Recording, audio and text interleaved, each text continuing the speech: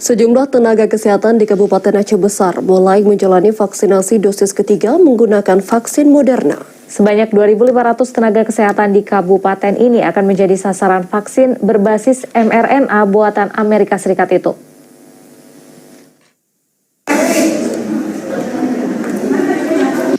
Tenaga kesehatan di Puskesmas Krung Barona Jaya merupakan nakes yang mulai menerima pemberian dosis ketiga dari total 2.500 tenaga kesehatan di Aceh Besar yang menjadi sasaran. Pemberian dimulai Jumat pagi dan diikuti sekitar 40 dari total 90 tenaga kesehatan dan staf di Puskesmas ini. Umumnya, nakes yang menjalani vaksin telah menjalani vaksinasi Sinovac, baik dosis pertama maupun kedua. Setiap nakes menerima 0,5 mg vaksin Moderna, layaknya dosis vaksin Sinovac yang diberikan sebelumnya.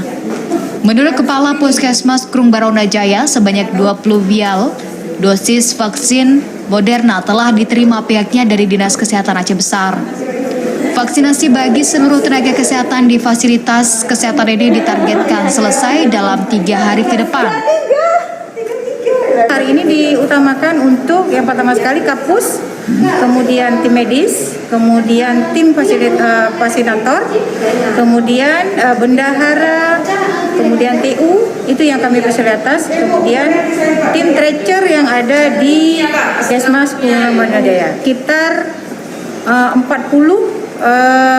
tenaga kesehatan keseluruhan daripada pegawai kami itu sekitar 92 staf. Jadi kami diberi kesempatan untuk 3 hari pemberian vaksinasi Moderna.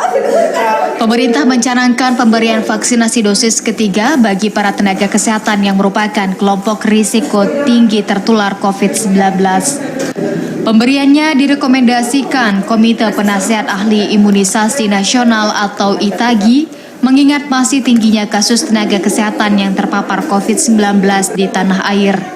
Dari Aceh Besar, Arman Konadi, TVRI melaporkan. Saudara, pihak Dinas Kesehatan